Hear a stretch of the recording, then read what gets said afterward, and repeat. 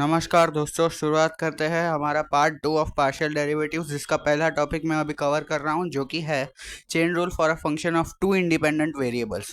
तो हमने z एक फंक्शन लिया है जो टू वेरिएबल्स को कंसिस्ट करता है, x, y, और वो डिफरेंशिएबल फंक्शन है, ठीक है। और x जो है और y जो है, x और y क्या है, डिफरेंशिएबल फंक्शन ऑफ t है, क्योंकि इसमें देखो वो t को कंसिस्ट कर रहा है, राइट।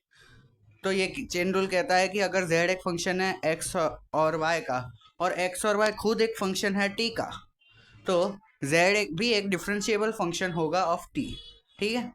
और उसकी फॉर्मूला, मतलब ये जो चेन रूल है वो ये बताता है कि द टोटल, मतलब पार्शियल डेरिवेटिव नहीं, the differentiation of z with respect to t क्या होगा। तो differentiation of z with respect to t जो होगा वो है partial derivative of z with respect to x into partial derivative of x with respect to t plus partial derivative of z with respect to y into partial derivative of y with respect to t, ठीक है। तो chain rule से हम कुछ graph derive करते हैं, मतलब graph तो नहीं कह सकते, एक पिक्टोरियल डायग्राम होता है जो इसको इजीली समझाता है।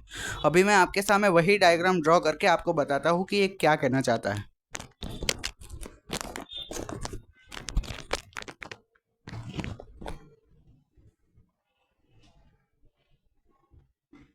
देखो, z एक फंक्शन है x और y, राइट।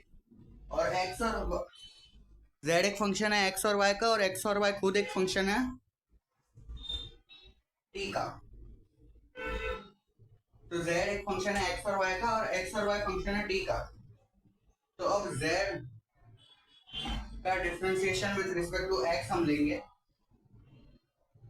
और विद रिस्पेक्ट टू y, और इन दोनों का भी लेंगे, और फिर इसका पूरा आएगा, ठीक है। ये जो चीज है वो है dz by dt,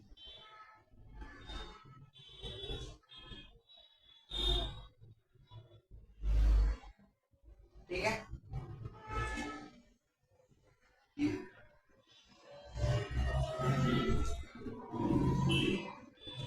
ये डायग्राम ये बताता है कि पहले हम विद रिस्पेक्ट टू x लेंगे, del z by del x, वो ये है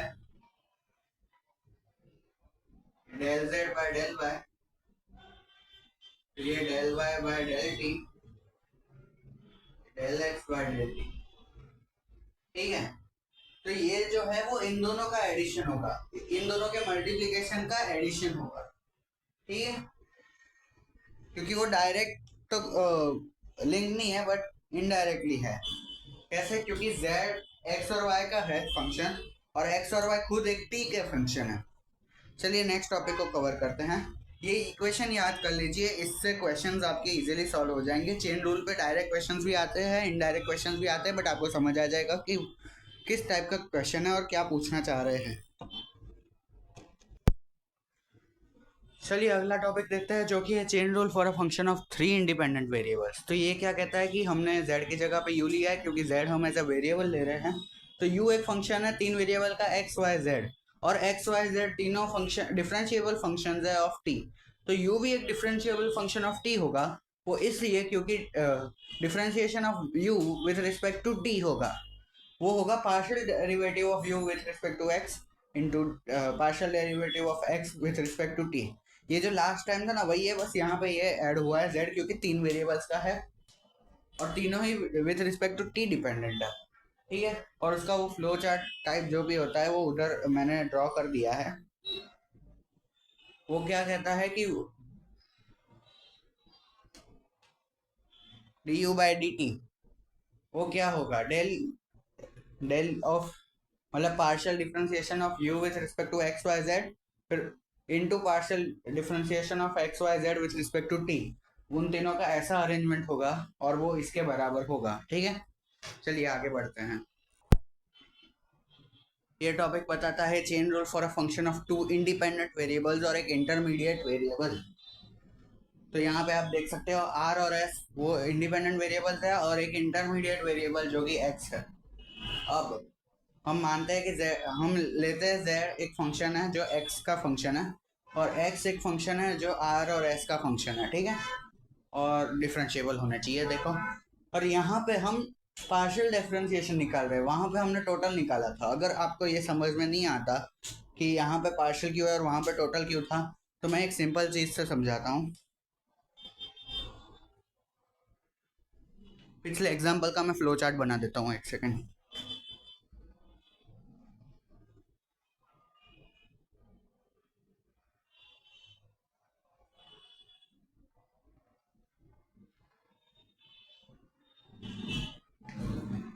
तो u है ना, वो तीन वेरिएबल का है, एक्स वाई जेड, तीन वेरिएबल को कंसिस्ट करता है। इसलिए यहाँ पे वो जो था वो टोटल डेरिवेटिव था। अगर तुम्हें पूछे कि del u by del t क्या है, ठीक है, तो उसकी वैल्यू तुम ऐसे भी बता सकते हो कि del u by del x into del x by del t, या फिर del u by del y into del y by del t, ऐसे।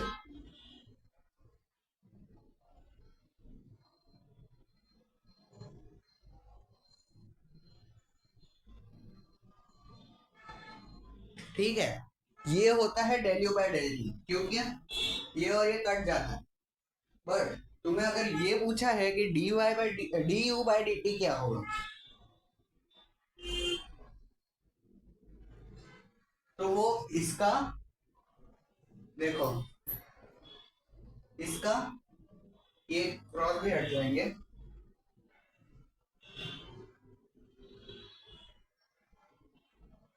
प्लस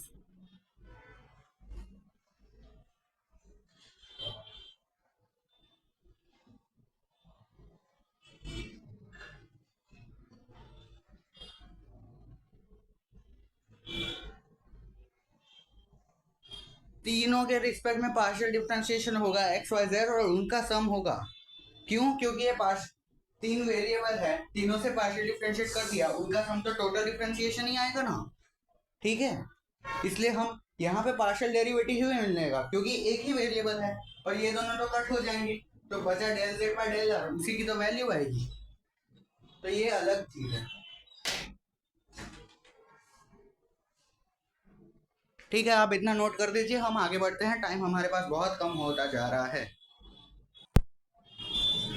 हाँ, तो चेन रूल का ये तीसरा या चौथा है, वो है कि chain rule of a function of two independent variables और दो इंटरमीडिएट वेरिएबल्स। लास्ट टाइम हमने एक इंटरमीडिएट वेरिएबल लिया था जो कि था सिर्फ एक्स। यहाँ पे एक्स और वाई दो है, और वो खुद, और दो इंडिपेंडेंट वेरिएबल भी है, आर और एस। ठीक है, तो अगर एक फंक्शन लिया हमने z जो कि दो वेरिएबल्स पे डिपेंड करता है, एक्स और वाई खुद और दो वेरिएबल्स पे डिपेंड करता है जो कि है r और s, तो z would be a function of r comma s, would be a differentiable function of r comma s if हम्म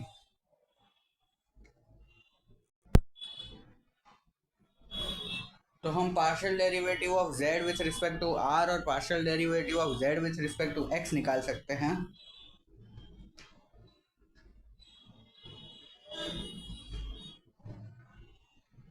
हाँ, मेरे को कुछ गलत लग रहा है, एक ही सेकंड में चेक करके आता हूँ।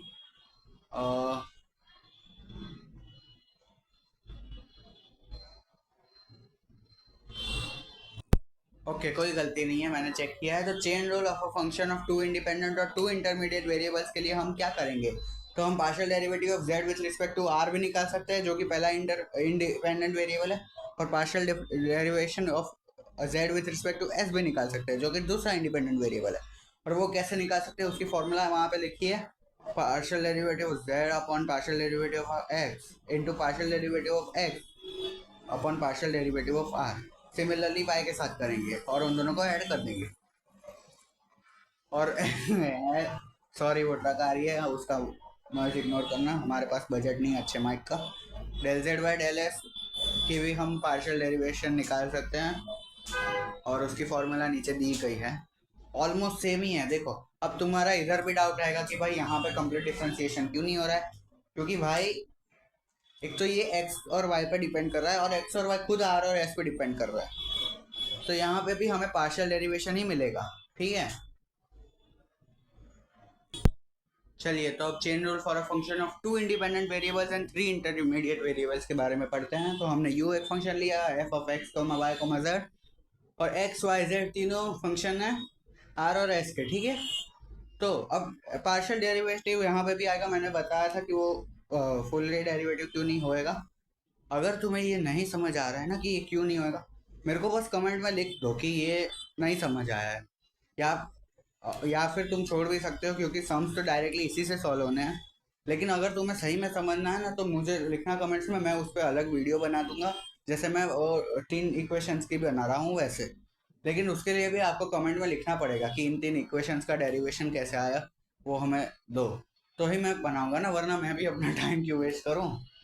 तो partial derivative of u with respect to r ये होगा कि del u by del x into del x by del r, del u by del y into del y by del r, del u by del z into del z by del r. और s के लिए बस वही होगा, बस are की जगह S लिख देना है।